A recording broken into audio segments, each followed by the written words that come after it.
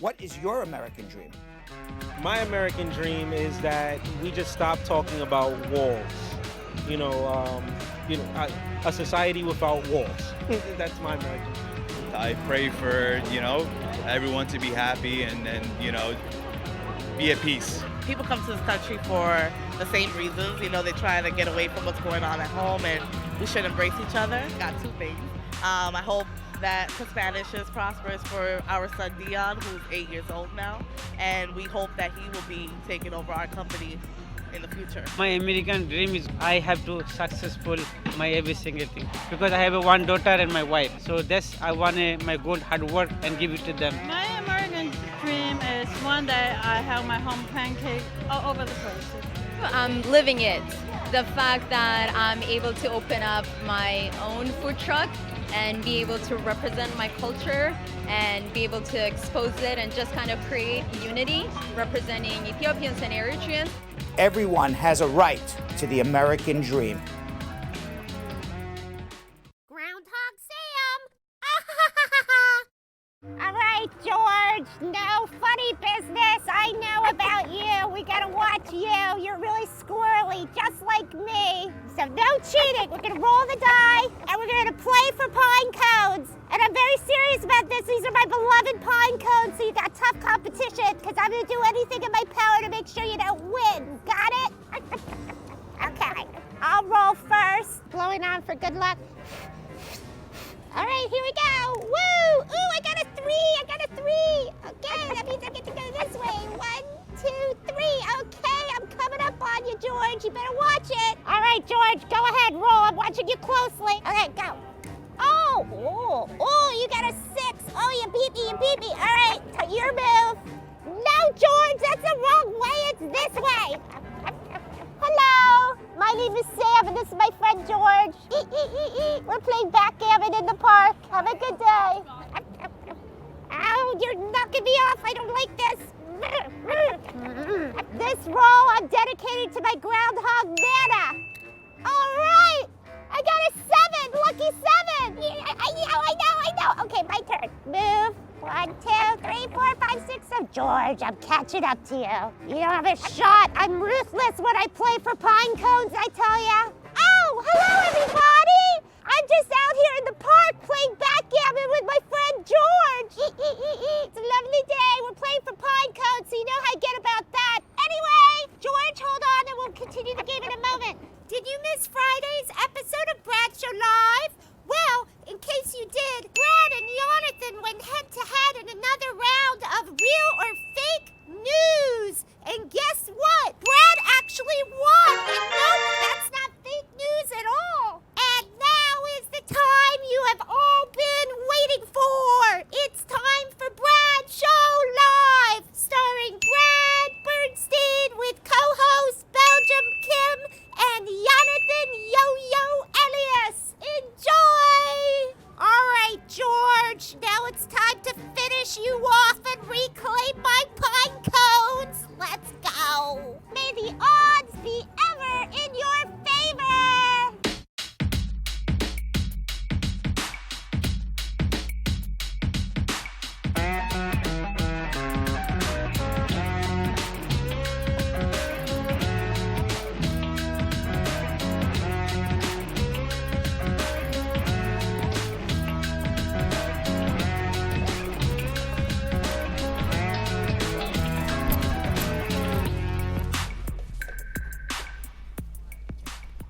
Hello, everybody, and today is May 6th, 2019. And you know what today is? It's the day after Cinco de Mayo Day. We got rained out on Cinco de Mayo Day. I was all ready to go out and celebrate Cinco de Mayo Day. I was all ready to go drink my tequila. That's my drink of choice on Cinco de Mayo Day. And I looked out the window and it started raining very, very hard. And I said, forget Cinco de Mayo Day. And then today, I was all excited to appear live on YouTube and Facebook. Right. And Facebook gods got back at us today, said, just do YouTube today. Was We're having hating. problems on Facebook. They were hating. They're hating us today. How are you, Jonathan, Yo-Yo, Elias, I'm and good. Belgium Kim? Great. What's going on? We're not as hyped today. Well, listen, I'm as hype. You don't seem hype. I need to like get into We gotta the get groove into the now. Facebook kind of got us down. We're frazzled. Yeah. I'm frazzled. I don't know about y'all, but I'm frazzled. Yeah. Frazzled. Frazzled. Like Miss Frizzle, I'm frazzled. Yeah, I'll be Frizzle frizzled, from but I have no Skull? hair to be frizzled. Huh? I have no hair to be frizzled. Or frazzled. Or frazzled. You can't be either Usually frizzled or I would frazzled. look like, the professor from Back to the Future if I was frazzled. Right? That is, Yes. The Doc Brown frazzle is the ultimate That frazzle. is You're right. All right, so I got to say hello to everybody on... Oh, no, there is no Facebook. I have to say hello to everybody on YouTube. Hello, squad. What's wrong with Facebook, man? Right. I know Janice Morgan's already like, Brad, I'm not a YouTube girl. It's just for today. It's just family. for today, girl. Right. Yeah, Come hopefully. on, just, hang in there. If I don't completely lose my mind off Brad. Well, I got to say hello to Joelle Ann Reed, says squad up, my loves, Carol, the Top Cat Tigers 2 Anderson. Saying hi, Brad, Kim, Jonathan, Sam, Jill, squad up, one love you all. And Cheryl Clark says squad up, everybody. Jonathan Elias, also known as Yo-Yo, saying squad up, family. Yeah. And Dion Watson, how are you? Overcoming says squad up, hope everyone had a good weekend.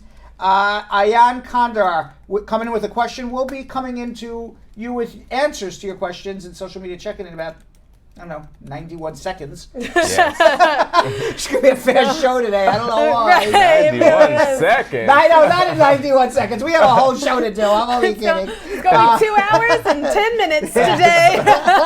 Whole show Facebook. We're going to go on for 5 straight hours here. Thale says, hello, everybody. And Brad Show Live, Spar Bernstein, coming in with we had some technical issues on Facebook, squad. We appreciate your patience. Hopefully we'll be back on Facebook tomorrow. That was very, very, very corporate-like. Yeah. That was very unlike Brad Show Live. That was very, very corporate-like response. Especially with that voice that you just read. Yes, it very, in. very corporate-like response to our Facebook problem.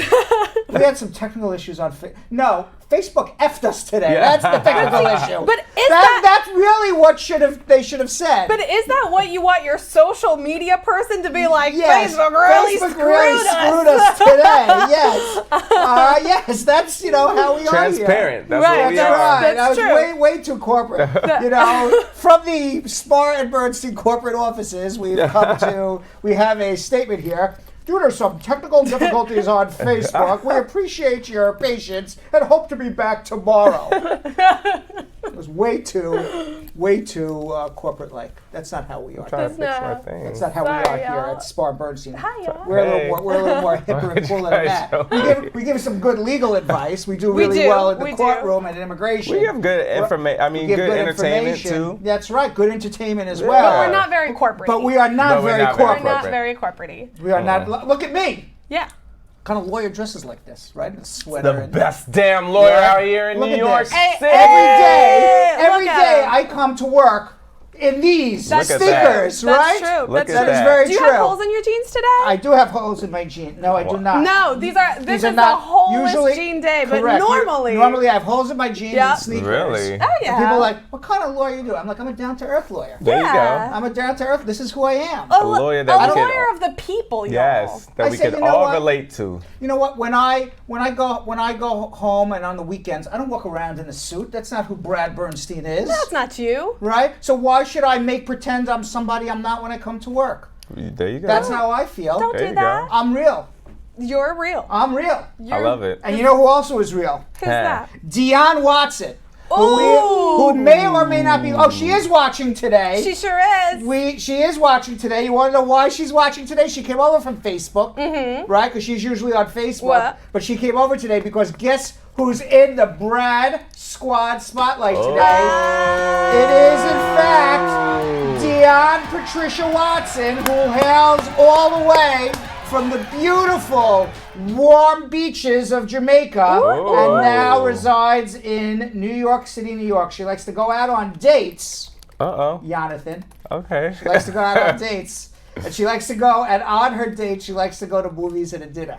Ooh, can't blame her. Sounds like That's a good. That sounds like a good date. She also loves taking road trips. Yeah. Oh, I love road trips too. Yes. And I like movies and I like dinner too. There we go. Yeah. She discovered Bradshaw live on We don't say that word anymore here. Not around these Not parts. around these parts. Not today. Oh, look Not at her. today. Come on. She discovered Bradshaw live on Facebook. Almost 3 years ago, and she says we're really mad at Facebook. Come on, bodysuit. Yes, queen. Yeah. Ooh, I haven't seen hello, the pictures. Versace. I'm reading this, and then we'll go back and look at the pictures Yeah. after. She says, Bradshaw Live, I'm quoting her, it has changed my life completely. I gained so much knowledge. I'm even using you guys to remove my conditions on my green card, and I have total confidence. When asked what made Bradshaw Live special, she said, it's you guys, Brad and the whole Brad squad. It's a pleasure watching the show, and it makes my boring day come alive. Now, that is entertainment. I love that. All right, we make her life come I love that. alive. That's Yes. right. I like that. Now, let me see her pictures again. Okay. Look at Uh-huh. that. Looking good. Oh my God. Oh, Bradshaw with a- Live mug. She has the Yes. Bradshaw Live mug. Yes. Oh my Smile. Beautiful God. smile. Big, beautiful Oh, her smile. eyes are Oh, in okay. the Adidas. Oh, Got man. smizing. What is that Got- outfit? That's a bodysuit. That's a That is a Bodysuit. bodysuit. Showing Uh-huh. body, Bring that up Adi, closer. Adi. That's a body with Yes. a capital Adi. Yes. Adi. Yes, A that's hottie right. A body. hottie body. That's All right. right. So there we are, Dionne Watson. I wonder if she's seen any good movies lately. Because she said she likes to go for That's a movies. great question. I was going to go to the movies. What kind of movies do you like, Dionne? I know. I would like to know that. Yeah. What's the last thing you saw? I was going to go to the movies last night. Yeah, I actually went online and bought the tickets. but you didn't go. And you didn't go? No. You 'Cause I wasted went- $40? Yeah, I went for dinner and had like a whole bunch of wine and then got really tired. And then I'm like, forget it, I'll fall asleep in the movie. It's not going to be that good. So anyway. did you get your money back? I got my money Okay. back. Oh, good. Oh, Yeah, good. you can What? ask for the refund before you go. That's true. What Right. movie was it? It was, I don't remember the name, but it didn't look very good. It was the one with the guy, Right. Dennis Oh. Quaid. Intruder! Yeah, Intruder, right. It's supposed to be like Yeah. a fun ride. Yeah, it just, I don't know. He looks like he's like, Glenn Close. Right, it's a total, You know, in, what was that movie when she like goes... Fatal Fatal Attraction? Attraction. Yeah. Except he's attracted to the house instead of, but the same type of deal. Right. And Right, it's like crazy guy. I feel like we get movies Yeah. like this all the Oh. time, like Obsessed and Acrimony, Yes. like they're all kind of the same. Dionne Watson actually went to the movies on Saturday and watched that movie. She did! Really? Where did you see it, by the way? Amazing. It would have been That's nice so if she funny. saw. I had tickets on West 34th Street. But wasn't theater yours on on West you said 34th Sunday Street or in Saturday? you don't Sunday go to night. you don't go to Lincoln Square now that you're an Well, uptown man? Well, no, because there was a better time at West 30. I'm right in the middle. Oh. I'm in the 50s. Right. So I can go. Y'all. I can go Right. 84th Street on the Upper West Side. Oh yeah. The pinky up So life. sorry, it's so That's fancy. my that's God. So way fancy too that you're a uptown. Midtown man Right. now. So a mere fancy. 9-minute Yeah. walk in either direction. Yes. Right. Oh, what a terrible life. What a terrible life. We feel so bad for you. You drank too much wine last night on Cinco de Right. Mayo and decided to go home. And could go to one of the two movie Yeah, theaters to movie besides theaters your was house. closed because you were too tired to walk.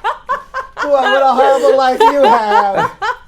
By the way, was it good? Oh, she says it was good. And she saw it at the cinema She in saw it in Yonkers. Yonkers. Yeah, that's definitely a little too far far for for me you to to walk. walk. Yeah. For a walk? Yeah. Yeah. That's For a walk. true. Yeah, but for a date, maybe I would have showed up. That's true. You never know, If right? there's dinner in a movie A dinner in a involved. movie. All right. And that would have helped me. Oh, yeah, Jill reminded me. What? Brad Challenge. Brad Challenge. Right. The Brad Challenge, where I challenge myself and many others to lose 10% of their body weight. And so far, if I'm like a patient on life support right now. You know, I'm flatlining on my weight. No. I lost half a pound all weekend.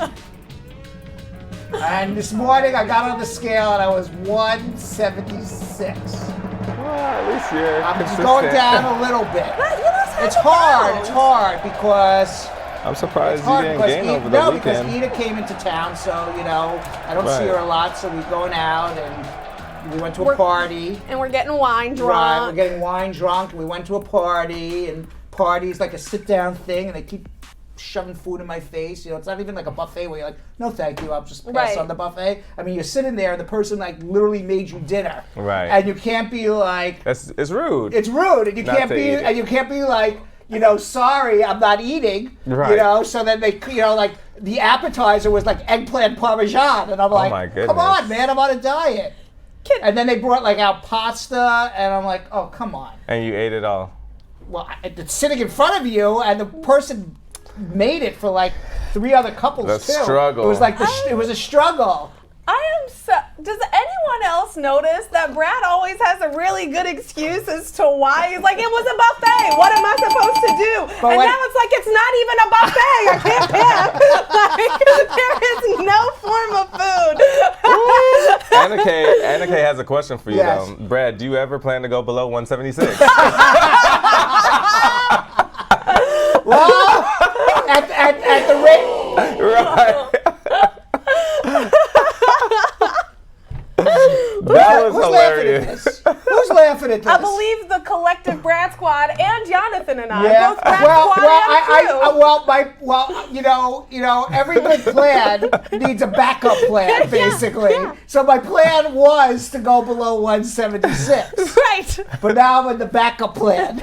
And we're hovering around Right, 176. 176 is the backup plan. That's the backup plan. Right. Because there's 2 plans. Right. Either I'll go down or I'll kind of like flatline. Hover. Okay. All right, but I don't want to go up. Well, overall, Right. though, that still means you lost 4 pounds. I did so- lose 4 pounds in about 3 weeks. That's not bad. That's not really dieting. That's just like living. That's just living in general Right. weight fluctuation. But I will. D. Brown says Brad has no excuse. He just loves food. Thank you, like D. that. Bean. Thank you very much. I need somebody to stick up for me. Right, Tally's like, Kim, you right, Queen. He loves food. Yeah, thank you. That's right. I was just even saying to Eat a List. I said, I don't really do drugs. I don't do drugs. You don't do drugs, All right? right. I said I don't really. I drink. Right. Okay. But I said if they told me no more alcohol ever in my life, I could live without alcohol. Yeah. Same. But Ever in if your you life? tell me like no more pizza, no more like eggplant Yeah. Right. parmesan, Yeah. I think that would be like I would go into withdrawals. So if it's cheese or booze I pick cheese over booze. Really? to keep in your life forever. Correct. Like if I had to have a choice. Well, no. It would have to be cheese and meat Right. with a side of pasta over booze. I mean, you gotta have the whole thing. That's what I'm about to say. Right. Just cheese? Yeah, not just no, cheese. I'm not saying like if you can eat one. I'm saying if you have to cut out either cheese or booze. I would cut out cheese. You cut out cheese? No, that's inhuman. Hell yeah. No. All right, so Jonathan and Belgium Kim, we do have to get to an immigration show. We do have a schmooze. We have a lot to go on here on YouTube. Yes. Can you tell people how to share on YouTube? Tell people to go on Facebook and tell their friends come over on YouTube just for today. Because tomorrow we'll be back on Facebook and YouTube. But today, because it's the day after Cinco de Mayo Day, Yeah. Facebook is still a little tipsy. they're a little tipsy. The Too much tequila. Too much the workers tequila. are a Get it little together, tipsy. Zuck. Hi, on YouTube, what we need you guys to do is hit that share button, copy the link, and today it's gonna be an extra free for all, y'all, because you can paste just that one link everywhere. Facebook messages, as a Facebook like private inbox situation, in a Facebook group. You can even do it in WhatsApp groups, in WhatsApp messages, as a private text message, on your Instagram bio, on your Twitter, wherever you can post a link, which is pretty much everywhere, fam, you can post this one, and that's how you share. And Yo-Yo's gonna let you know how you interact with us while it's all going down. Yeah, of course. We definitely want you guys to interact. So the number one thing we want you guys to do right now is everybody press that thumbs up. Let's show Facebook how good we are on YouTube, all right? So the YouTube squad, now part of the Facebook squad up in there. So everybody, I want to see as many thumbs up as possible. So press that right now. Now, of course, also, you have to comment in the comment section. We need to know all your social media questions. since we don't have Facebook today, we need everybody to put all your comments and questions up in our comment section right now. And of course, we're about to schmooze, so then we want to hear what you guys have to think or say about anything that we talk about. Now, of course, we need you guys to subscribe. Press that subscribe button and the little bell so you can get notified anytime we come on, all right? Now, what are we about to do since I can't say the word? We're about to schmooze with Brad. There we go, schmooze with Brad. By the way, Anna K. Moxham. Yeah. She is now, I think, overtaking Jeff Bozzi Bassi as our Brad Squad comedian. Because Anna K. says Brad needs to go in the Guinness Book of World Records for losing 3/4 of a pound per week. She's coming in strong. She is going She's coming in strong. Yes. Anna K. has no time for you in the Brad Challenge. Guinness Book of World Records, longest diet going nowhere fast. In the record books for longest diet going nowhere fast. Yeah. Brad and the Brad Squad combined. An 8-week weight loss challenge where no one loses anything. Perfect. We should call it the Flatline Challenge. Yeah. Right. That's Flatline Challenge. Meanwhile, it's Ramadan, and here's what that means. Yeah. Okay, it means it's the most important month of the year for Muslims, and it began Sunday.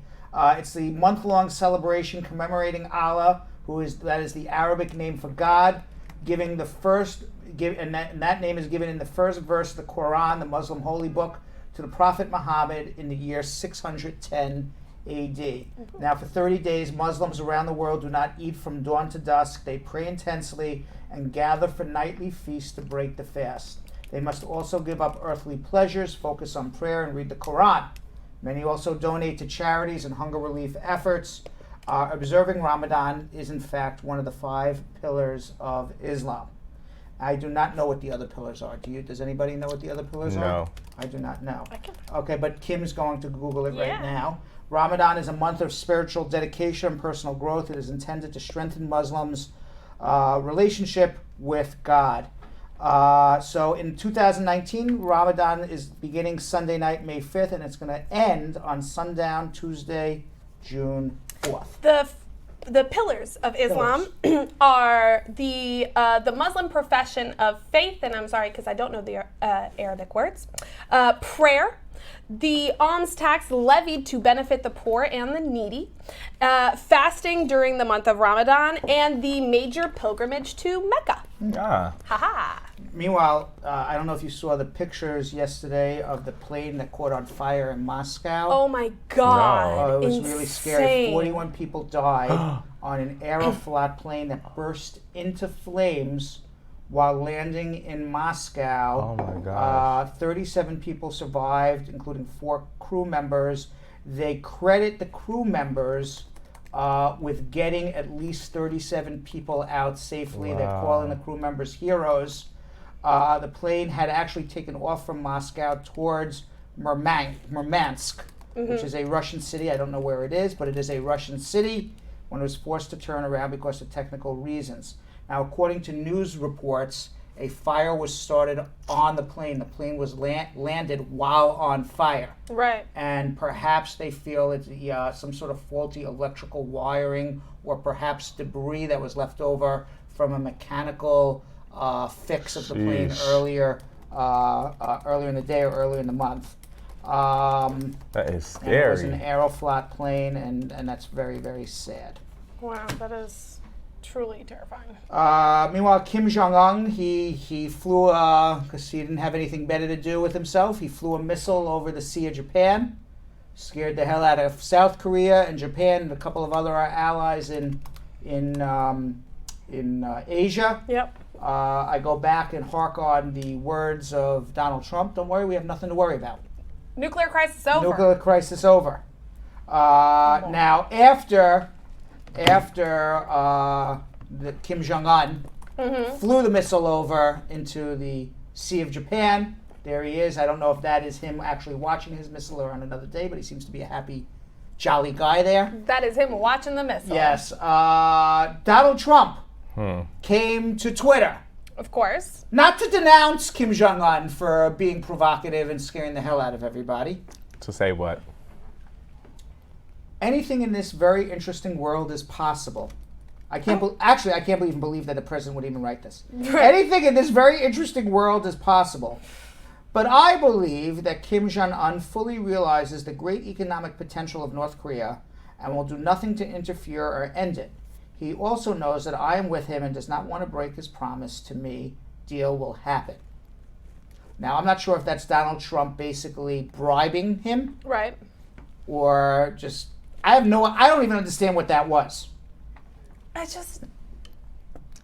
don't get it. I feel like it's him because he can't be alarmist about it. But, you know? True, but we had an agreement with North Korea that they would stop shooting missiles off. Right. Broken. Now, this isn't considered an intercontinental missile, so apparently that doesn't violate it, but it's still absolutely a provocation. Correct. They're obviously doing it. Meanwhile, in England, the royal baby was born, Jonathan, in Belgium. I did see that. Yes, baby Sussex has arrived. We are not sure when he was born, but he was born at the couple's recently renovated home, Frogmore Cottage. And it was the first royal home birth since 1977. Wow. So why did she give birth at home?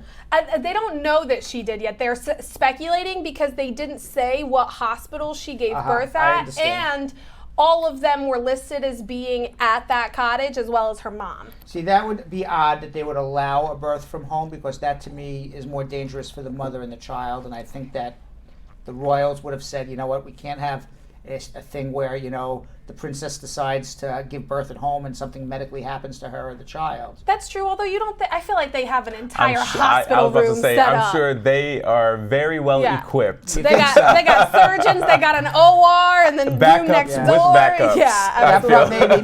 Maybe, you're right, all right? I don't think it'll be like a regular home birth like what we would have probably done in a bathtub. That's what I'm thinking. In the blow-up pool in the living room.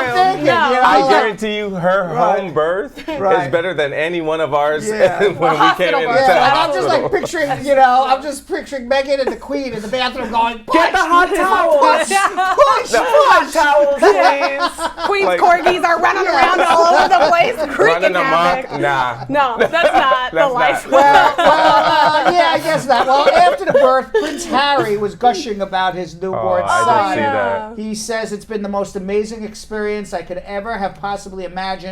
How any woman does what they do is beyond comprehension, but we're both absolutely thrilled and so grateful for all the love and support from everybody out there. It's been amazing, so I just want to share this with everybody. Meanwhile, I would say that Harry and Meghan, I'm reading news reports that they don't like being out of the spotlight. So they are rushing right now to get Meghan impregnated for number 4. You mean Will and Kate? Will and Kate. I got wait, it backwards, right? I heard that. Yeah. I've heard that. But I feel like they're, stoking. Why? I get bad vibes from them, 1. 2, Kate, I feel like she's disrespectful to Meghan. I don't feel like she's accepted her all the way. Well, because they're the royal lineage, number 1, and to become the king. But people want Prince Harry to be that. Yes. Like I don't feel like people like them as much as Harry and Meghan, and that's what really creates the friction and the whole thing within the family. What do you think of that press report that said that the Queen wanted to get Harry and Meghan out of England and let them go to Africa and be out of the spotlight for a year? Do you think that was a real thing? That now is being pushed by Will and I wouldn't be surprised. And Kate Middleton? I wouldn't be surprised if that. But they said no. They said no? They said no, they won't go to Africa for a year. They'll go for a couple weeks, but they're not going to go live in Africa for a year. I wouldn't be surprised if that was Will and Kate pushing that. I feel like this is Diana and the early Prince Charles years all over again, because you have a royal couple who's like, we're not going to go by your norms and traditions because it's totally cramping our style.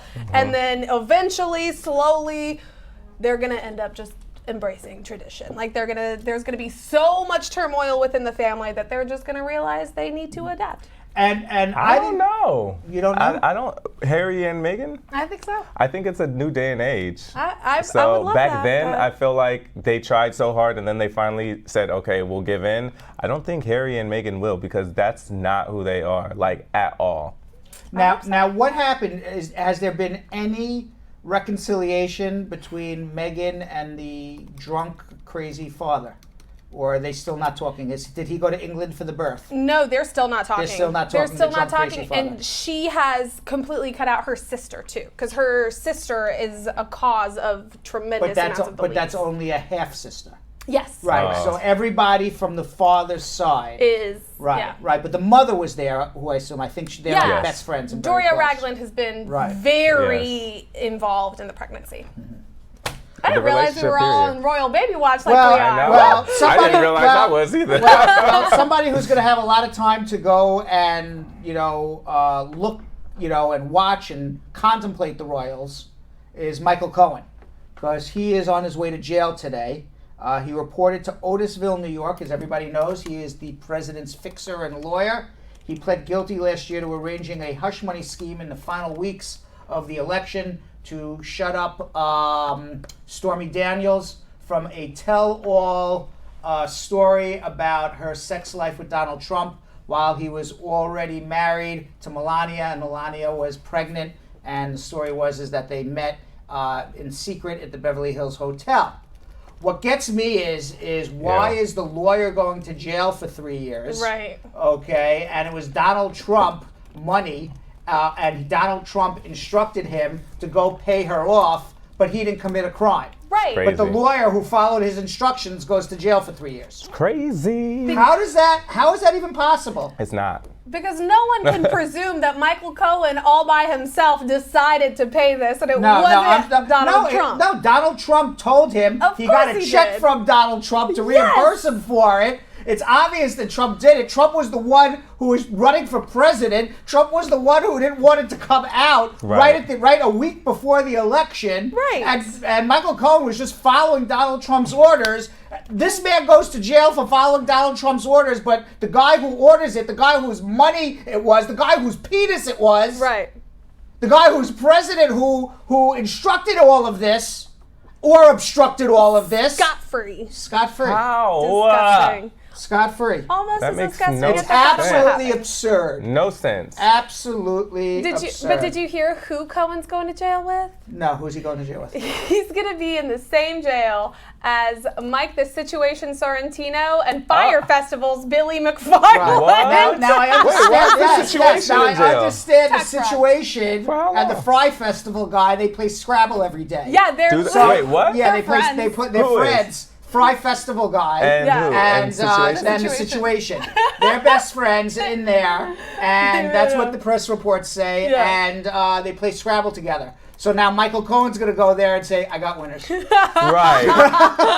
They'll have a lot of time to play Scrabble. By the really- way, Yeah, they will. I by really the way, hate that Scrabble Fire Festival has guy. come out with. Do I have this in my cards here? Yes, the Scrabble? you do. Scrabble has come out with new words. Yes. Really? Yes, new words have been added to the Scrabble dictionary for 2019. I wish I could get word to Michael Cohen for this, because he's going to need to know these words Yes, he to is. beat the very, very brilliant Mike the Situation. I would say that Mike the Situation would be a hard guy to beat in Scrabble. One of the verbose individuals at Otisville, I'm Yeah. sure. Can you imagine? I don't think I could feel any worse than being in prison. Yeah. Than being in prison and losing Scrabble to Mike To Mike the Situation. Not only am I in prison, but I lost to the dumbest man in America. Right. That's the real low point. That's the real low point of my life. low point. So there's 3,000 new words, Michael Cohen, if you're watching.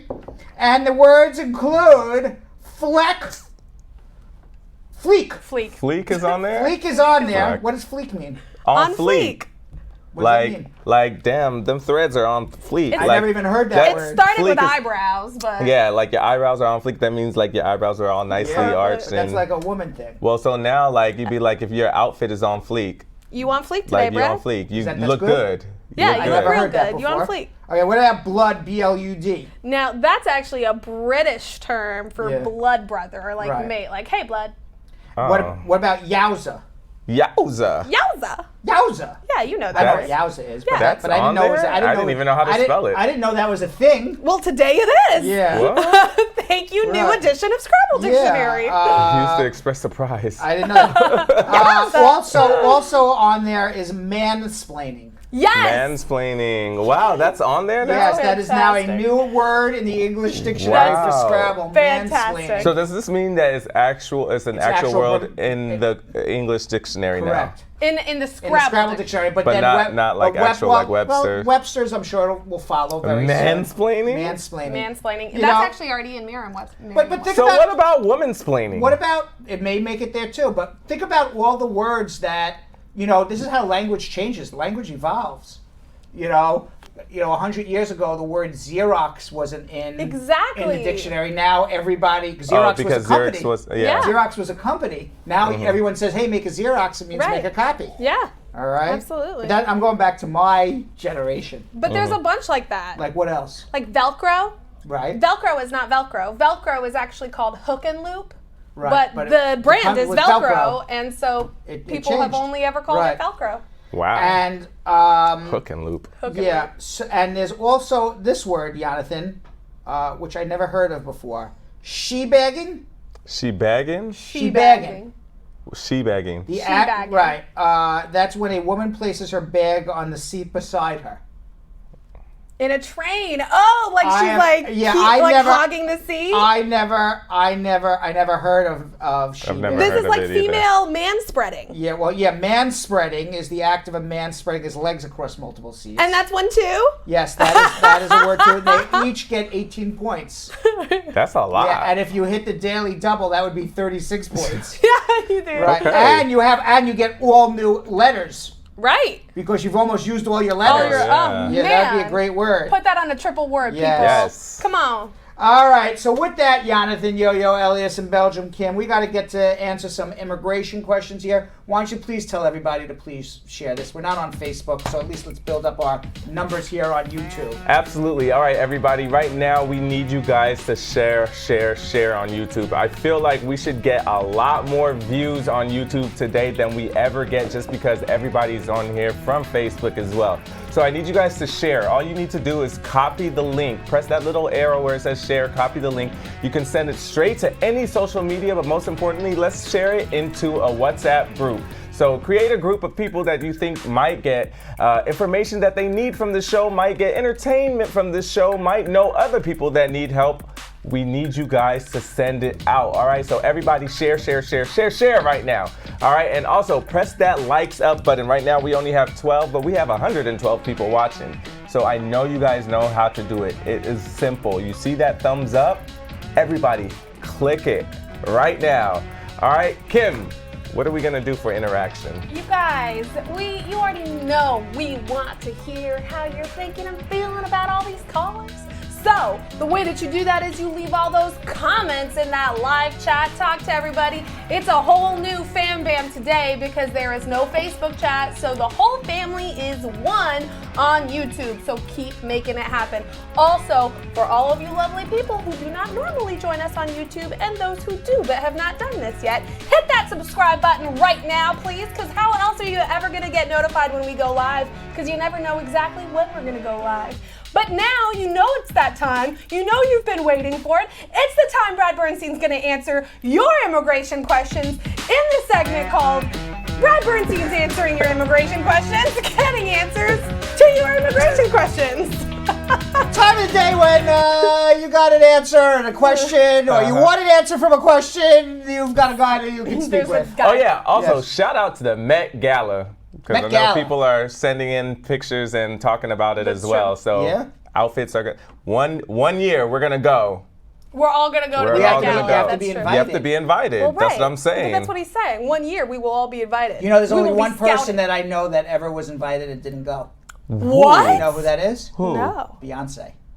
But Oh. she is so big. Okay, yeah, Because that makes I'm sense. told if you're invited and you don't go, You'll never invite it you're again. never invited again. Really? But Beyonce Oh, gets me because she's AAA. Yeah, she'll because always get she invited. gets invited anyway. Of course, that's She's just AAA. a guaranteed Beyonce invite. has never needed to get invited. I don't even think anywhere. she needs. Yeah, like, her or just Rihanna. Show Right. up. Right. Rihanna, if Rihanna gets invited and she doesn't go, she will still get invited as arrive. well. Just she can arrive. She could just arrive. And I'm fine. also told about the Met Gala, unless you are like a AAA celebrity, you know, right now we're not even on, maybe you're a celebrity. Yeah, but Jonathan. probably like R list. No, you're like a C.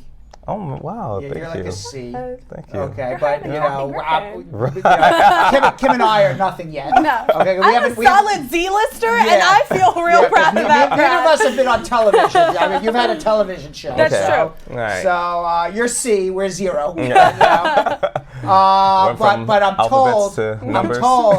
I'm told from all my colleagues who do go to the Met Gala, because I have lots of colleagues who go. Yeah. Okay. You know that I don't really. I'm Oh, I was gonna like, say, wow. well, this is gonna happen. But I am told through the grapevine that you, unless you're a AAA lister, like not an A-lister, but like AAA lister, you only get invited as a 1, not a 1+. So you don't get to bring a date. You don't get to bring your spouse. Oh wow. Oh my god. Yeah. So I mean, it unless makes unless you're a sense. triple A, you know, you get a +1. Other than that, you're going by yourself. Sheesh. Okay, so that means we're really going to need to leave our mark for 3 invites. Basically, Belgium Kim, if we ever do get invited, either Jonathan's your date or Jonathan's my date. That's a good point. Brad, you can be my date. Kim could be an accessory. That's right. No. It'd be funny. It's like all of a sudden, like Kim's like, because everything's like a costume. So like you Right. I'm just a purse. Yeah. Jonathan, why are you so big today and have 4 legs? It's just part of my costume. It's part of my costume. Don't ask any questions. Is that Belgium Just Kim take under your? pictures. Is that Belgium Kim under your cape? Yeah, No, it's not. No, it is not. It is not. If y'all think that Belgium Kim is going to the Met Gala and isn't having all the pictures taken of her face at the Met Gala, you are wrong. All right, so let's go answer some immigration questions. We have Mohammed calling all the way from Sierra Leone, West Africa. He can care. Ooh. If you're in Sierra Leone, West Africa, you can care less about the Met Gala, but you do care about your immigration help. So what can we do for you, Mohammed? Hello. How are you? Hello. Mohammed. Yes. Hello, Brad. How are you? Good. How are you? I'm fine. I just have a quick immigration question. Yes, go ahead. I've received a U.S. visa in 2016. Yes. I visited the U.S. About 10 times, and then I get a visa for my wife. We at the time that my wife got the visa, she didn't know that she was pregnant, and we went for vacation, and we was in the U.S.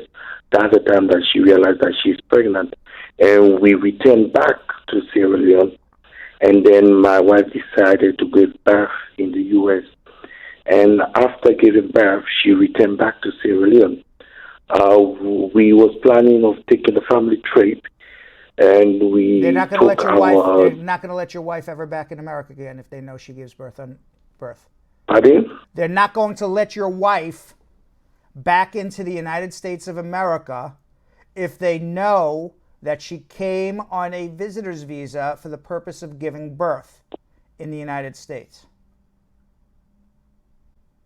Okay. She has a But big at that problem. time, she didn't. She has a bit. Okay. It is the one of the biggest immigration sins you can make.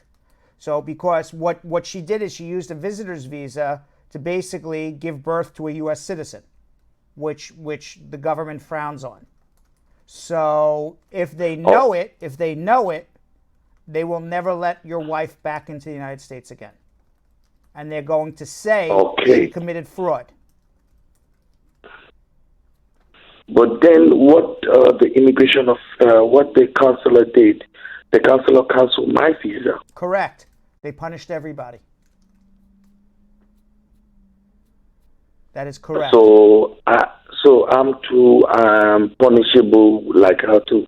Yes. Because So they I don't. can Because never go in. the government doesn't have to ever give you a visa. I mean, you don't have a right to a visitor's visa. You know, you can ask the government to give you a visitor's visa to come to the United States, but you don't have a right to a visitor's visa. They can cancel your visitor's visa just because you blinked 3 times instead of blinking 2 times. As far as your wife is concerned, she committed fraud.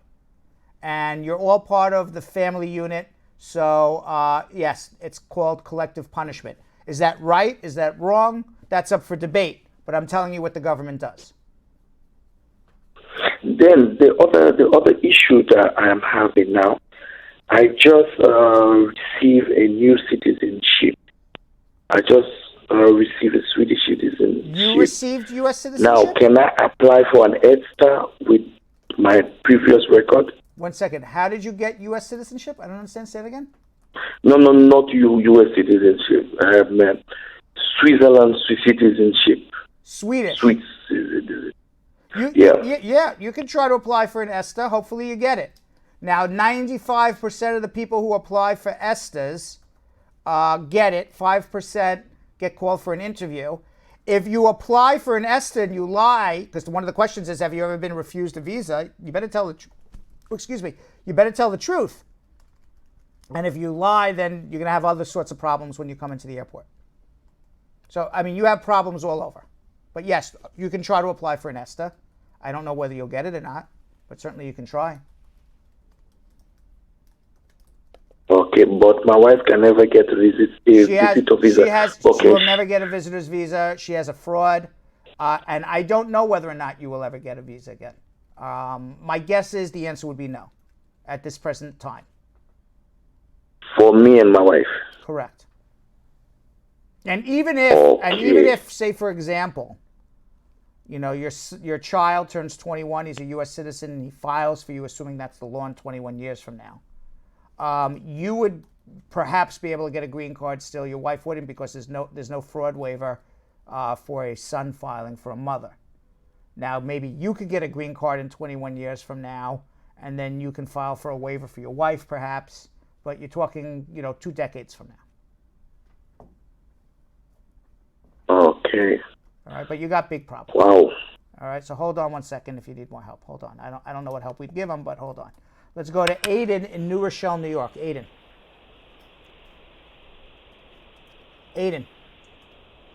Yes. How are you, Aiden? New Rochelle. Yes, New Rochelle, Aiden. How are you? Yes, I'm good. So the problem is, my wife, I've just filed for adjustment of status for me. She's a U.S. citizen. Right. But the problem is she never filed affidavit for. She had an ex, but she's been divorced, but she never filed a affidavit of support. And then I just want to ask her to do so. So she said, I have to do it. I say, no, I'm not the one who has to do it, because you are the wife. Well, You're the one who has to do it. If your wife filed properly for you and didn't do an affidavit of support, you didn't get filed properly, nothing's happening with your case. Yes, your wife. Okay, that's number one. Number two, under the law, and your wife can watch this on YouTube, and you can, turn this back to whatever time we're at. What are we, about 45 minutes into our show? And you can play this back. Okay, so I'm going to talk to your wife now. Yes. Okay, what is your wife's name?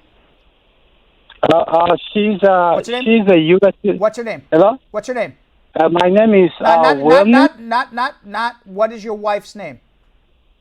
Her name is Aya. Aya. Okay, you don't have to say anymore. Aya, this is the law. Okay, Aiden hung up. Aya, this is the law.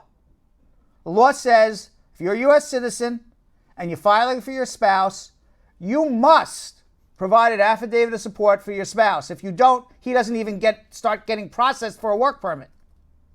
So, you love the guy, give him an affidavit of support. You don't love him, then don't file for him, let him go. But you can't just say, I'm not going to do it. It's not an option. Let's go to Josh in Pittsburgh. Josh.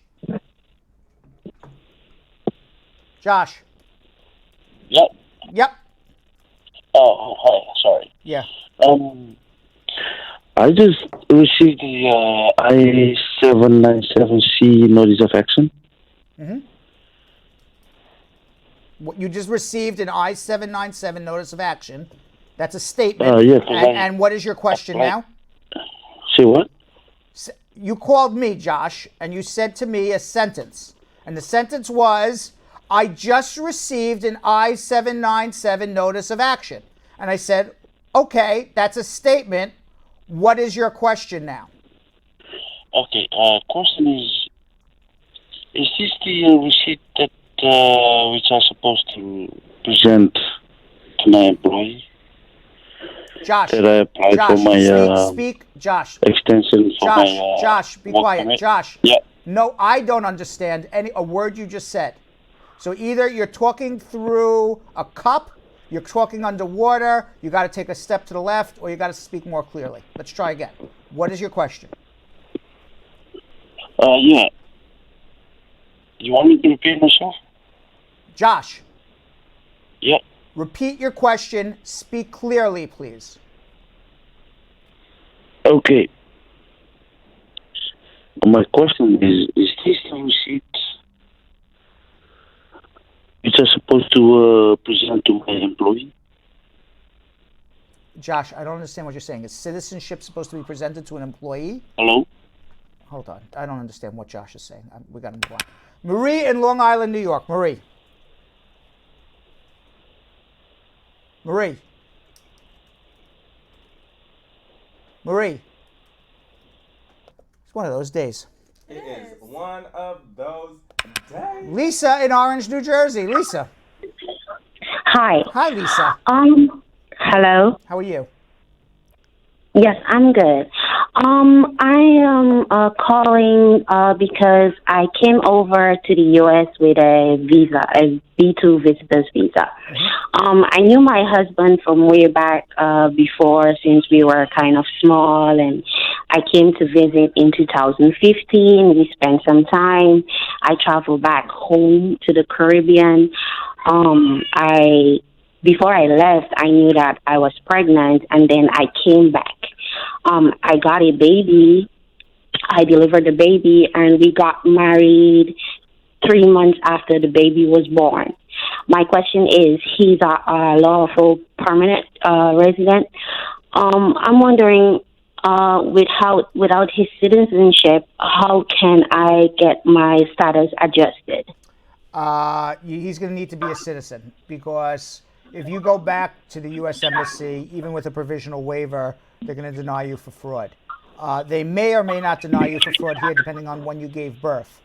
I gave birth in... How many months after when you came here? 3 months. It's going to be very close, because they're going to say you intended to come to give birth. You're going to wait unless you have medical records to say that you couldn't fly or something. Everything is fact specific. But how long has your husband had a green card? He has a green card over 11 years now. So why doesn't he just file for his citizenship?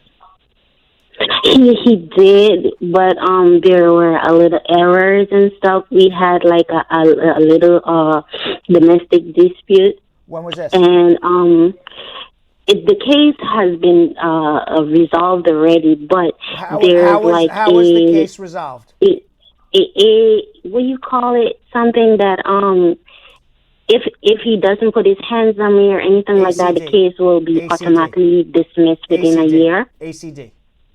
Yes. Right?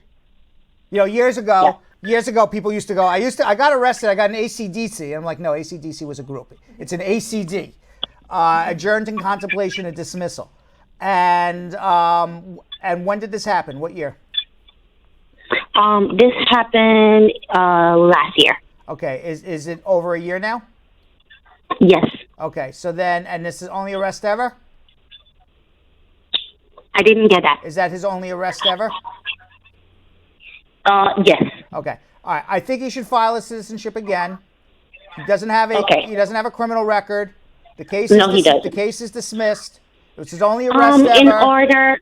I would suggest. One second. I would suggest you get a good lawyer, because they could still deny his citizenship for bad moral character. But I would argue that the law doesn't, and this is the law. I wouldn't have to argue it, but this is the law. The law says you don't have to have good moral character for every day of your life. You just have to be a person of general good moral character. And this was an aberration. This is a one-time offense, and the case was dismissed.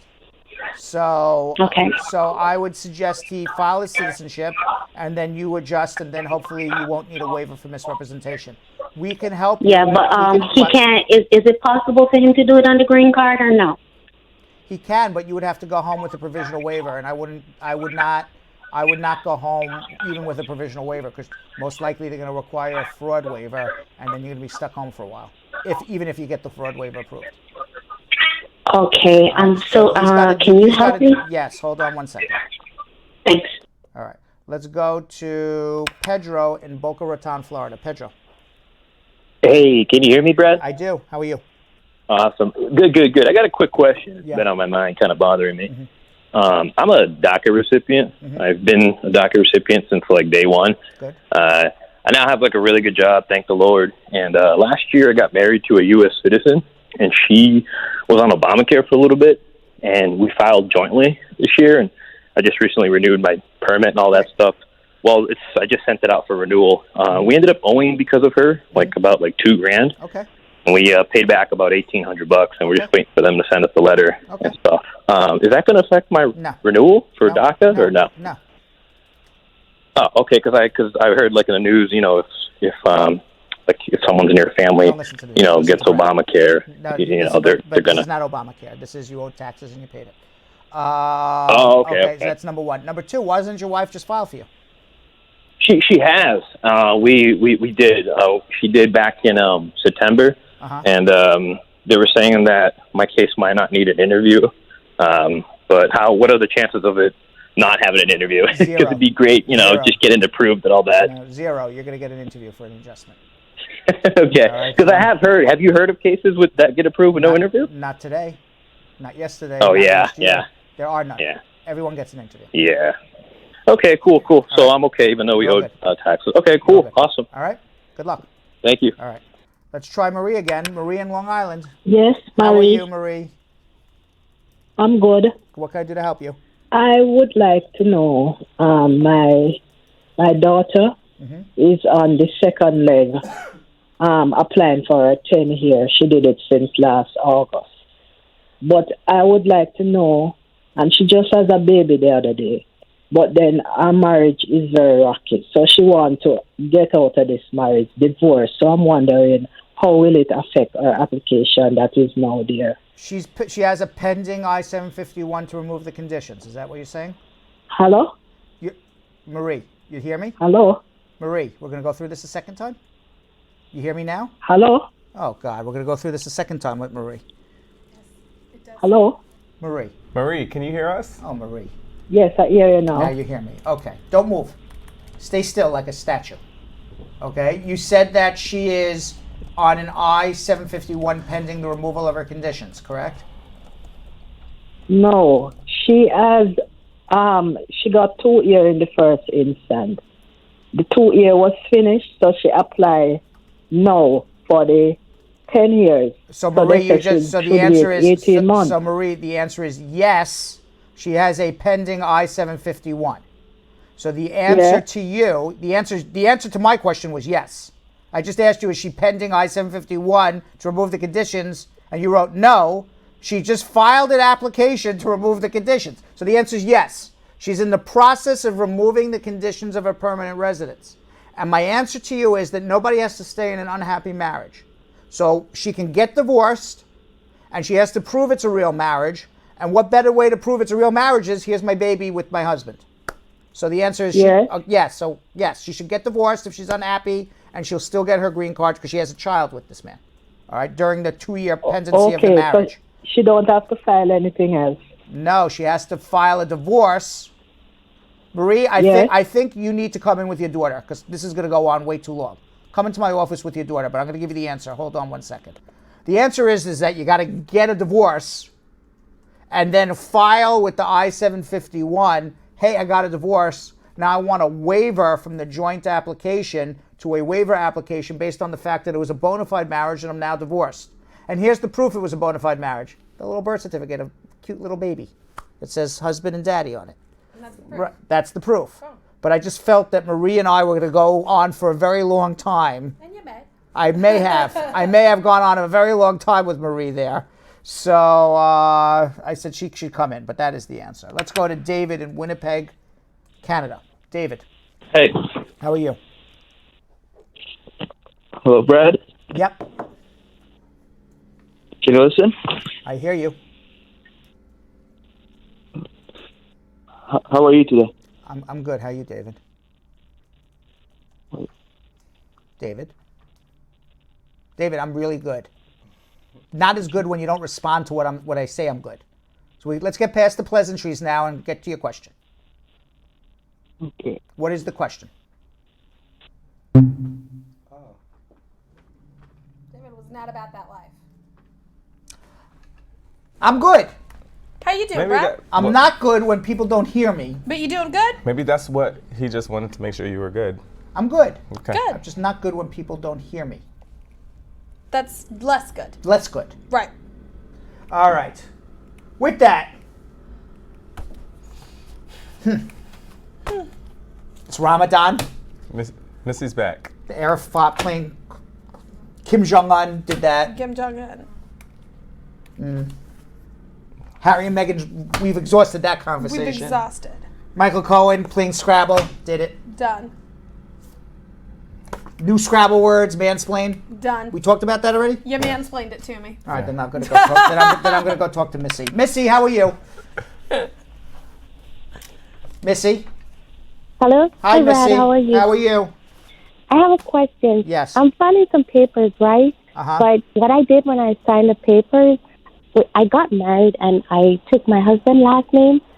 But when I signed the papers, I used my last name. Do you think that's okay? Or I should? You can use. It's a modern world. You don't have to take your husband's name.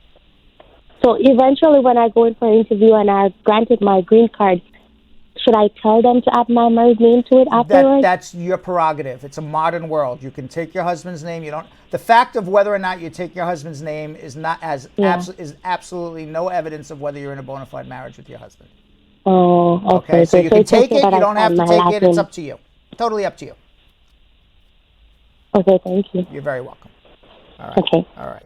You know, like for example, if I were to marry Kim, Yeah. okay, Kim doesn't have to be Kim Bernstein Right. for us to prove it's a real valid marriage. marriage. You know, Right. I've never seen an immigration officer send a denial. Well, everything looks great between you and your husband Brad, except you didn't take his last name, so I'm going to deny you.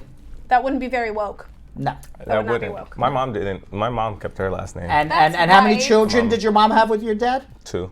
I thought more. Yeah, I thought you have more than 2 brothers and sisters. That's No, it. we have some on my dad's side though. Ah. That's enough, actually. Aha! All right, I don't want to get into it any further. Let's go to Carlene in Atlanta. Hello. Hi, Carlene. How are you doing? Good. I have a question. I have a friend. He's married to a U.S. citizen, and he filed his papers in 2017, right? He has a son as well, which is not by his wife. And he put his paper in before he put his son paper in, and then in 2018, last year, was when he actually put his son paper in, and they denied his son, but approved his green card. How old What is do you his son? recommend him doing? Why did they deny his son? Said that he overstayed.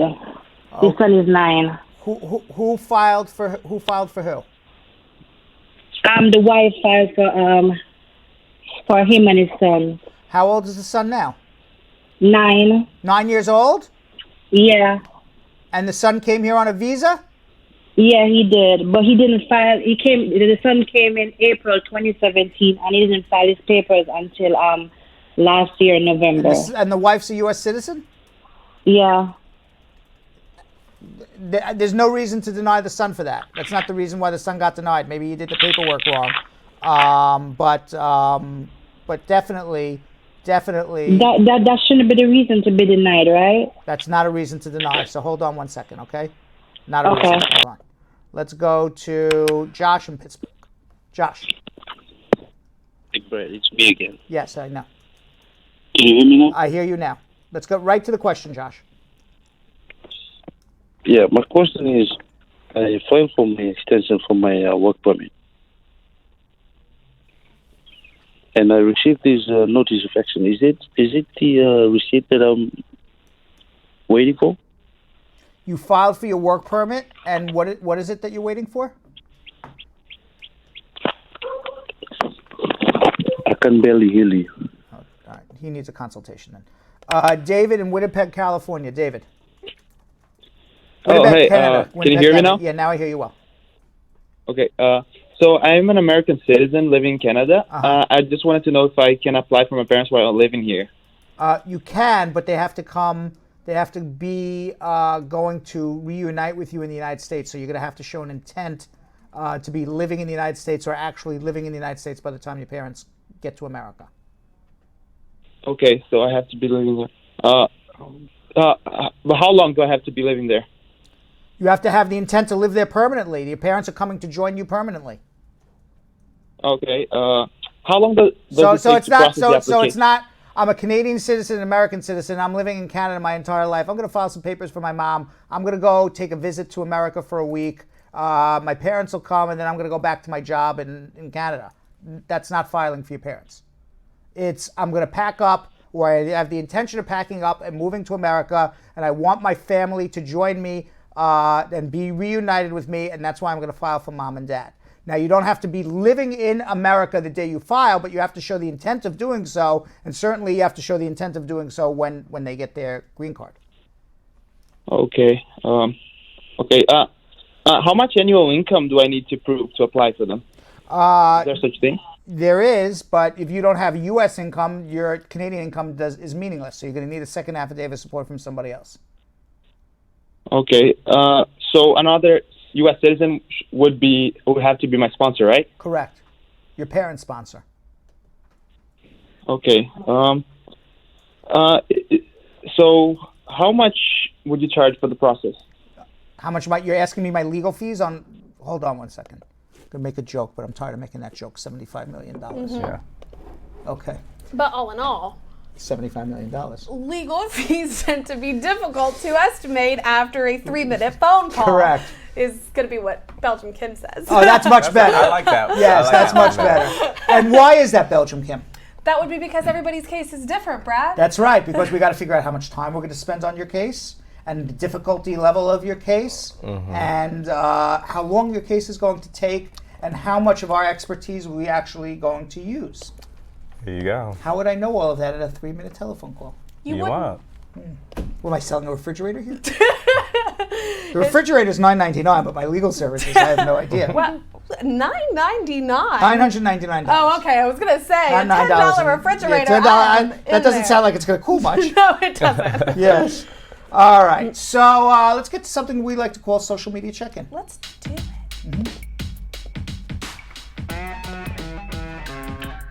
Kamakaya said, how long does it take for a case to be transferred from NBC to the Vermont Field Service office for an I-130 spouse petition?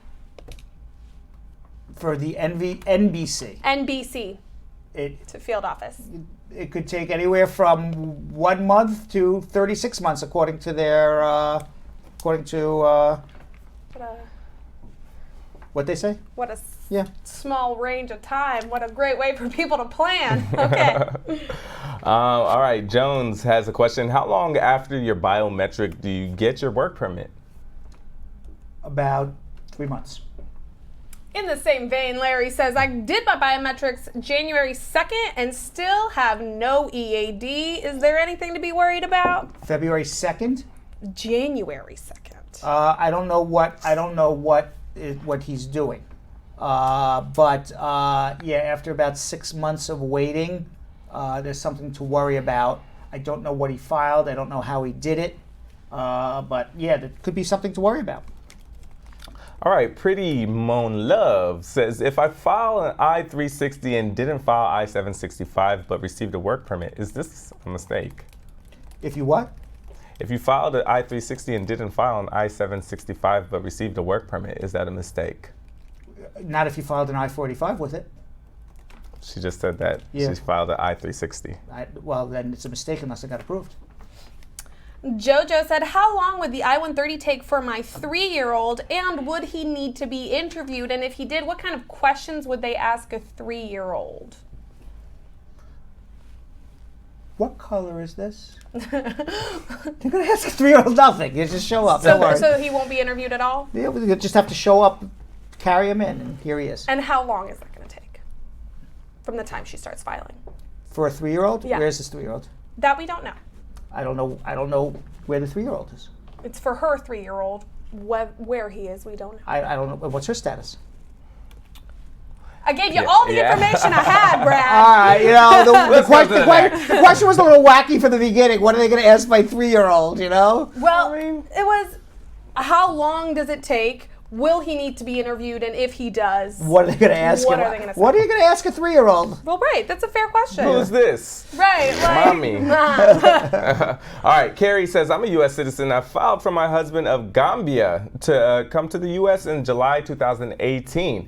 It's now been over 10 months, which I was told is the longest waiting time. What are my next steps? And still haven't gotten approved yet? Yes. The next step is getting approval. Wait for it. And if not, call Abadir for a mandamus. Over 10 months. So. Call Abadir for a mandamus. You shouldn't have to wait that long. Ayan said, can I travel with an I-51 stamp on my passport while my I-751 is pending for 4 weeks?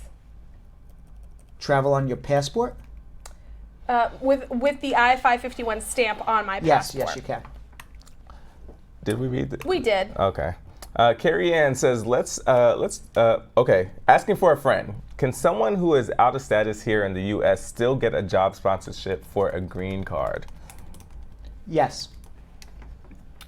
Baliabe said, how soon can you send your I-693? Is it still a 1-year validity, and who would your firm recommend? The I-693? Mm-hmm. What do you mean, who would my firm recommend? Me. It says, how soon can you send your I-693? Is there still a 1-year validity? Your I-6, what is the I-693? And what would it recommend for what? For the doctor? Is that the medical report? I think that's the medical report. Oh, yes, it's the medical report. Yes. Okay. Who does my firm recommend? Yes. I Any old doctor? And no, doctor on the list. It doesn't really matter. Oh, it has to be a doctor. There's a list. There's a list, a USCIS list. Okay. All right. Stay away from Dr. Jellyfingers. Jellyfingers. Sounds like he's not a very good doctor. No, Dr. Jellyfingers. All right. Ken Kivett says, hey, Brad Squad. Quick question. How do you handle a narcissist in family court for kids' custody that's playing victim after a filed VAWA through abuse, then served them court papers? Yeah, because we've heard this before. Mm-hmm. Yeah. Right, he's filing a VAWA case, and then the wife had him arrested, and now he wants to get custody of the children. Mm-hmm. He's got to go to family court, and how you handle this, you don't handle the wife. You present to a judge that it's in the child's best interest that the children are with me. It's whatever's in the child's best interest. We've got a question from MS who said, will sending in additional documents 6 months before my date becomes current to NVC to update information, such as now I have a joint sponsorship, will that actually delay my priority date or interview in any way if I send them additional information? Don't send anything unless they actually request it. Okay, I have one from Ann saying, can a U.S. Citizen on Social Security income file for a spouse? Will the spouse lose SSI? Will get an affidavit of support? Will that be enough? The spouse doesn't file taxes. Yes, the spouse can file, but you're going to need an affidavit of support from a second person. Hirosana says, I'm in America and I went to the interview at the U.S. Embassy in Malaysia. They gave my son a visa and my wife they did not. The online immigrant visa says still administrative processing. They moved their case 4 times. It's almost been 5 months. About how long do we have to wait? For the rest of your life, unless you start doing something. You know, someone has to contact the embassy and see what's going on. They're delaying people's visas, so you got to do something about it. Jojo Hernandez saying, how long does the adjustment of status take if I'm on or in Phoenix, Arizona? Could be anywhere from 6 months to 36 months. And our last question for this round is from Rococo Chocolate, who said, I heard that Jamaica is not going to need a visa now to travel. Is that true, Brad? Never heard that. Nah. Yeah, I doubt that. You really think Donald Trump is going to put Jamaica on the visa waiver list? Or honestly, make it easier for anyone at all to come and visit this country? No way. So, any event, last year I had the pleasure of speaking with an extraordinary young lady and her mother, Essence Moore. She's a teen author whose work with the Middle School Chronicles is now mandatory reading for several school districts in New Jersey and Brooklyn. She's also an entrepreneur, and her mom, Star Barrett, is her business manager. Essence is now also the spokesperson for Clean and Clear Facial Wash. Let's watch the interview. Essence and Star are really inspiring. Essence Moore, she's a teen author whose work is now mandatory reading for several school districts in New Jersey and Brooklyn. Her series, The Middle School Chronicles, takes readers on a journey through the roller coaster ride of middle school. Essence is an entrepreneur. She's a child fashion designer, a stylist, an actress, a motivational speaker. All of this by the age of 16. Essence's mother, Star Barrett, is her business manager and biggest fan. They join me today to discuss Essence's accomplishments and goals for the future. Welcome, Essence. Welcome, Star. Thank you for joining me today. So I have these books here, 6th grade Middle School Chronicles, and then it goes to 7th grade Middle School Chronicles, 8th grade Middle School Chronicles. The covers of the book is all you. And you are also the author. You are the model for the cover. When did you start writing these books? Did you write them in 6th grade, 7th grade, and 8th grade? I did. I wrote them at the time of like the school year. So 6th grade, I was working on 6th grade. 7th grade, I was working on 7th grade. So I was really just documenting in a sense, just journaling down what was going on at the time. So what inspired you to document 6th grade and 7th grade and 8th grade? I never intended to get the books published at first. Like the first book, I simply loved writing. My mom would always ask me what goes on in school, so I figured I'd start writing it down, and next thing you know, it's a book, and then it's a series. So, Star, let me ask you a question. Where did your daughter get such unbelievable insight as in 6th grade, I guess you were 11, to have such insight to write what is now mandatory reading in many school districts? Where did that come from? Obviously a good gene pool, but where else do you think it come from? When Essence would get out of school every day, I would ask her how her day was, and I don't accept good, okay, great. Like I need Essence to go into detail about how her day was. And she would go into detail, and then every day I asked her, and I was just like, you know what, you should really start journaling.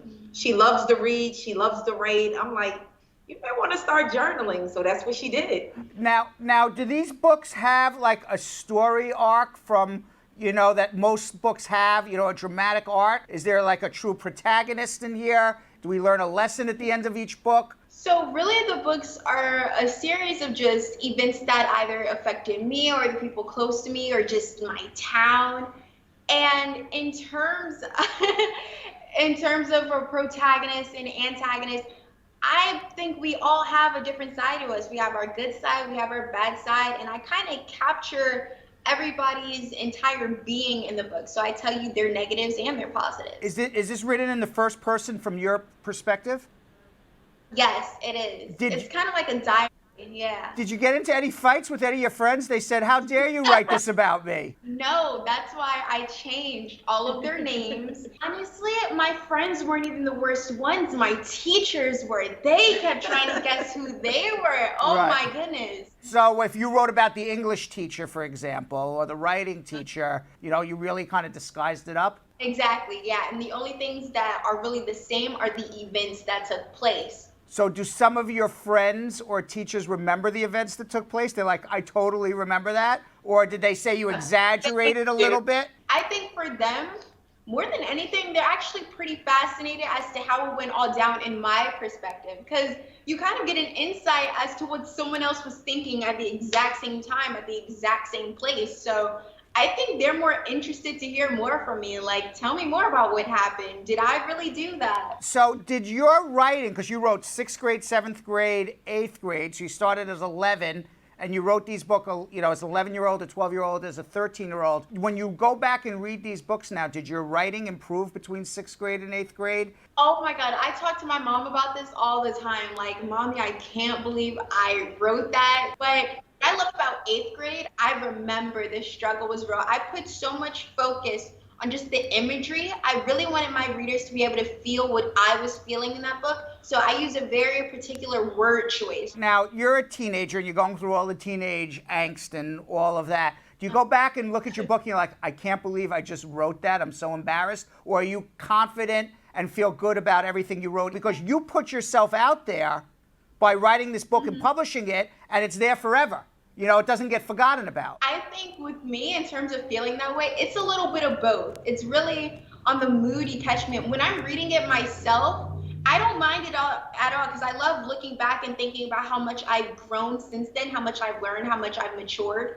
But then when someone else is reading my book out loud and when I hear them saying the things that I wrote, I'm just like, oh my God, like, why did I ever expose that to the world? Tell me, what is the funniest thing that happened in 6th grade that you wrote about? Towards the end of the book, one of the funniest things was also the most embarrassing thing at the time. Uh-oh.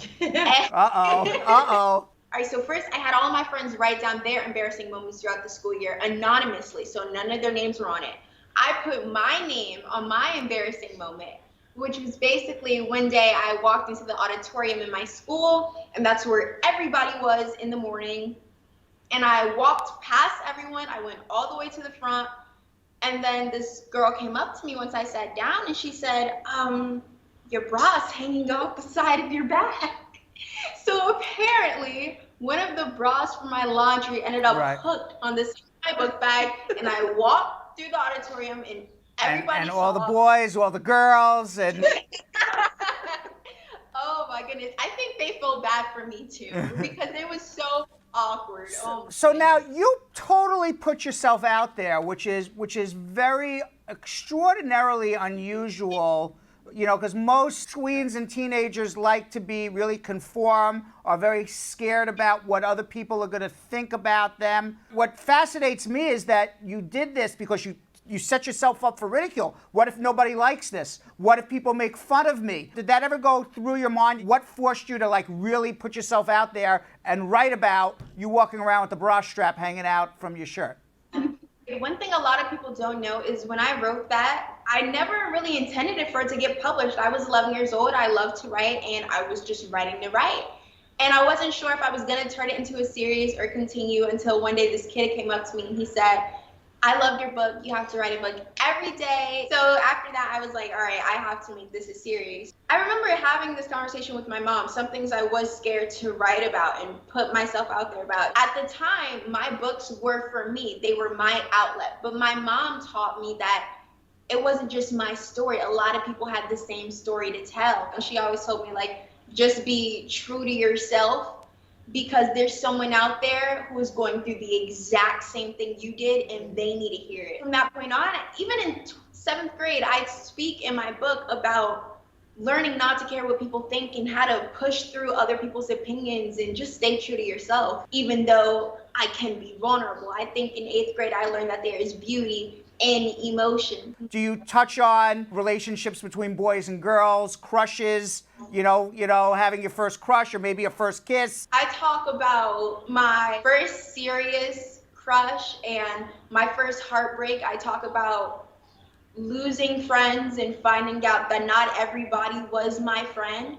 And that's a really hard realization to come to as a kid, because you just assume everyone's your friend. So I talk about fitting in versus standing out and getting along with everyone, and the importance that comes with being kind and genuine, how I dealt with people disagreeing with things I did and the way I looked. It's crazy because at the time I thought I was the only one experiencing those things, but once I shared my story with the world, a lot of people came to me with the same stories. So how did your books end up being required reading in New Jersey and Brooklyn as part of the English curriculum? A lot of that has to do with networking and getting your name out there. We started with my hometown. So we went to the schools that I grew up going to, and then we spoke with the principal, the superintendent, and just expressed to them why my book wasn't a want, it was a need. Because like I said, a lot of kids can relate to it. At first they were hesitant, they were reluctant. It was kind of like, nobody's done this before. I don't know if we should take the chance of, allowing her to be the first one. Mm-hmm. And then the mom I am, I'm like, well, I don't take no, so I need to know who I need to speak to get it to a yes. So that's kind of where,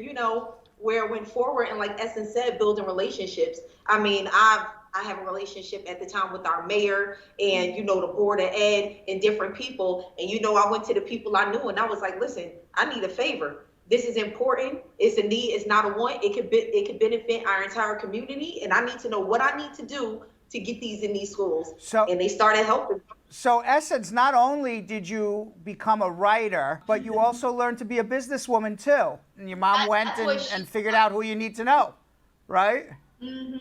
What happened to 9th and 10th grade chronicles? Did you write? Is everybody asked that? I get this question all the time. I didn't have much to tell about my high school story, just a lot of stress and, to be honest, a lot of pessimism as well, because I was just focused on school mostly, and then everything else, well, time went by fast. I'm currently a junior. These are the 3 books you've written so far, or are you writing another book now?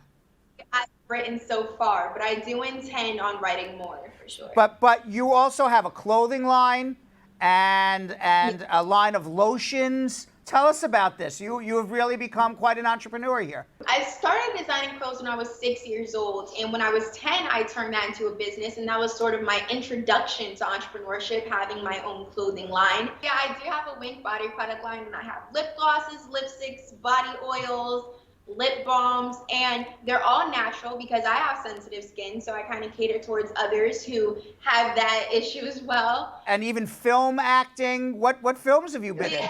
So I have been in The Best of Two Evils, which is an amazing independent film I got to be a part of.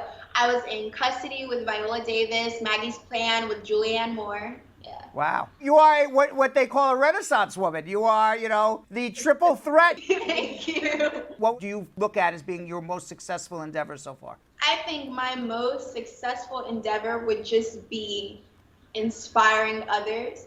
I never intended to do motivational speaking, but when I started paying attention to the reaction I was getting from my audience, that really touched my heart. And I would share my books with them while I spoke. And then afterwards, I'd have people come up to me in tears, just people of different ages telling me how they could relate to my story. And my story taught them that they weren't alone. We were all going through the same thing. So I think that's what I'm the most proud of. Can you touch on exactly what you talk about in your motivational speech and very shortly?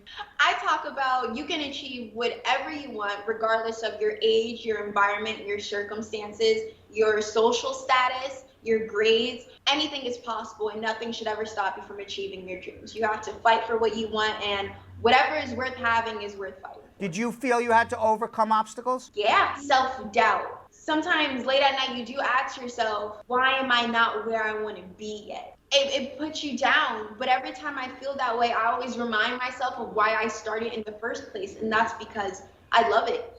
It makes me happy. I want you to know you are an amazing 16-year-old, because I've met many, many 16-year-olds, and there's very, very few that are able to express themselves and have such insight into their own self and how they feel as you. There's adults who can't express themselves and have as much insight as you have. So for that, I mean, amazing, amazing, amazing.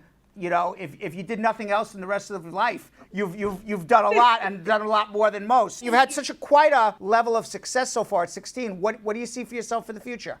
I see just building relationships with more people, opening stores with my clothes all over the country, writing more and more books, and acting in a bunch of movies and shows. I've always had such big dreams, and I most definitely plan on achieving them. Star, let me ask you a question.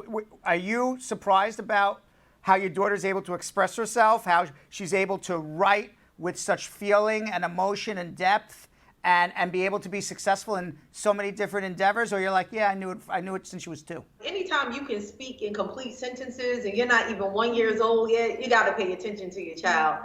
So I knew since Essence was very young that she was going to be different. I'm proud of her. I'm glad she's successful. Of course, I've been the battery in her back. Like, I asked her, what's your dreams and goals? And when she told me, I said, let's go. Essence has to want it.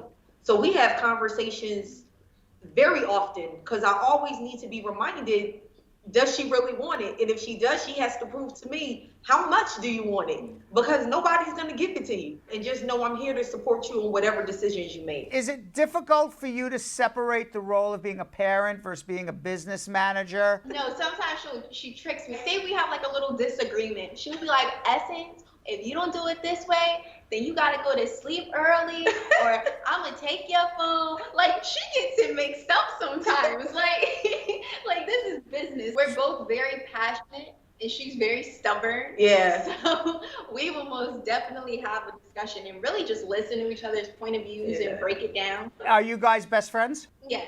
Where can somebody find, if they wanted to go, read the book? You can find my books on Kmart, Amazon, Barnes & Noble, my website, which is essencecouture.com. And am I missing one? I think eBay. Oh, it's eBay. It's other sites overseas, like in Australia. Like once in a while, we'll Google different things, and her books will come up on sites we never even heard of, and we like, oh, you want this now? So you just never know. My body products and my clothes can be found on my website, which is essencecouture.com. What would you say to your friends who are immigrants who feel a sense of not being accepted amongst your friends and the community in which your school is in? First, I want to say personally, from a first person point of view, I can understand because I was born here. But in terms of feeling like an outsider, I would say there's always hope. And it takes time. Time is just one of those things that's inevitable. Staying focused, thinking about how badly you want something and what you're willing to do to go for it. Like I said before, anything worth having, worth keeping is worth the fight. Well, very well said. And Star, you did an amazing job with your daughter. You've achieved a lot so far, both of you. Do you feel you've achieved all of your dreams? Are there more dreams to achieve? I have more dreams that I would love to achieve. I'm actually in a process of rebranding my businesses so we could go ahead and launch them here in our new home of Atlanta, Georgia. In addition, I absolutely love traveling. I want to be able to travel the world and introduce Essence to different cultures and nationalities and things that she hasn't yet had a chance to see. I always explain to her, I think it's important for her to be able to see poverty because I really believe she's never seen it. So it's different for me to tell her about it than her to experience it. There are so many things I want to achieve. Like she said, I want to travel so very much. I want to learn and grow as a human being, spiritually, mentally, emotionally. And I want to change more lives. That's what I'm here to do. Well, bravo to the both of you. Amazing, amazing story, amazing life that you've lived, both of you so far, and you have so much going for you, and we look forward to seeing so much more film, books, modeling, fashion, lotions, everything. Thanks for coming on. I appreciate it. Thank you for having us. And talk. Oh, talk too! 2.5 minutes, speed round. We have how many questions? 13 now. 13 questions in 2.5 minutes. That's right. We gotta get this in. Gotta get this in. Right, Gotta get it in. Get it in. All right. Groundhog Sam, give me 2.5 minutes on the clock, Groundhog Sam. Thank you, Groundhog.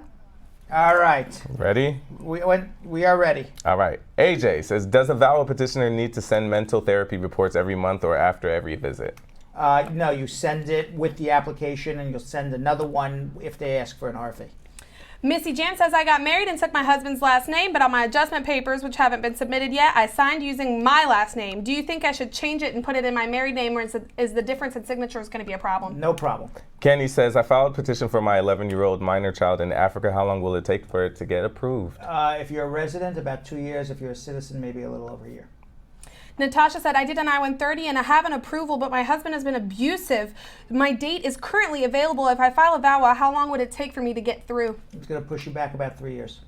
Latoya says, my child is a male and RGD make an error, put female on his birth paper, but I never realized until I submitted the birth paper on an immigration visa petition. Now it's approved. Will that be a problem? Yes, get it corrected. Great Motivation said, so my sister had a P1 visa and her job applied for her green card, so she went back to her country of birth for the interview and was refused because she failed her medical.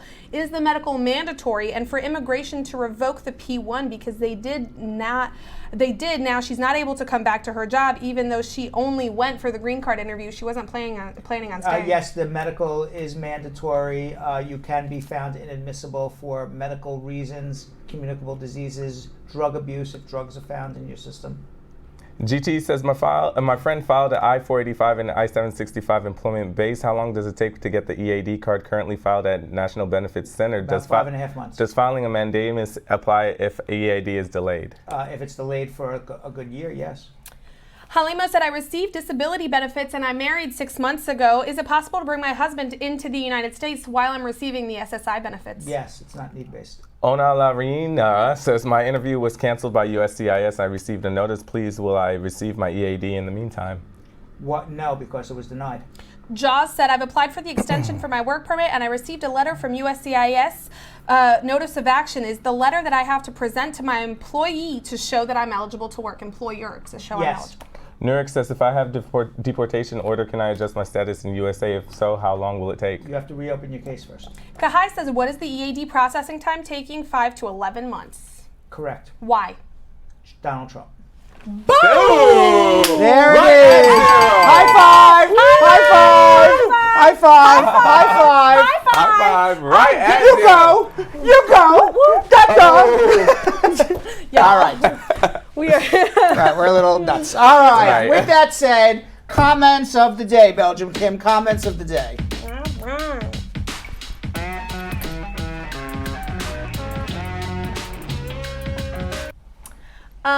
Grandma's gonna start us off with our first comment of the day. When we were talking about taking your husband's last name, she said, I would never lose my surname. That man would have to pay me well. Whoa. That's my great women. Yeah, that's like my mom. You say, where's the prenup? Exactly. Right, let me see that prenup. Prenup. Yes, queen. Did he hear? All right, our second one comes from Rococo Chocolat saying, hey, Brad, Kim, Jonathan, I swear in on Friday, got my naturalization certificate. I'm so happy it's over. Thank you, Mr. Congratulations! Rococo Chocolat. Is an American citizen. Yes. Yes. Chocolat. Chocolat. Yeah, don't forget to register to vote. We We need it. I feel like there should be a voting registration booth outside of 26 Federal Plaza for all of the swearing-in ceremonies. That's like, very true. One-stop shopping. Right. Finally, we've got one from Lisa Bling Rose who said, if you want to know what's going on today in immigration, just watch Uncle Brad's immigration show. He's always on top. All right. I like that. Very good, Lisa Bling Rose. All right. So we were just on YouTube today. Hopefully we'll be back Facebook and YouTube tomorrow. We'll work out all our technical difficulties. Everybody have a great evening. We'll see you tomorrow a little after 5:30. Have a great night. So Sam, as part of the production, we have to say this disclaimer at the end of the show. Do you mind reading it for me? Okay, but you know, Brad, I have to do everything around here. It's bad enough I've got to remember everything that happened on the episode from the previous day. Forget it. I'll do it. The proceeding was information only and not specific legal advice. Consult an attorney about your individual situation. Prior successful results do not guarantee a similar outcome in the future. To make an appointment with the Spar and Bernstein Law Firm, located at 225 Broadway in New York City, call 1-800-529-5465. That's 1-800-529-5465. Easy to remember, 1-800-LAWLINK. That's 1-800-LAWLINK. Once again, make a call to 1-800-529-5465. And of course, link up with the law offices of Spar and Bernstein, located at 225 Broadway on the 5th floor. If I were you out there, make the call, make the link, make the connection, make it Spar and Bernstein. 1-800-LAWLINK. That's 1-800-529-5465. And now, conveniently located in Hartford, Connecticut on 1 Congress Street. Visit us in Connecticut or in New York at 225 Broadway. That's 1-800-529-5465. 1-800-LAWLINK. 1-800-529-5465.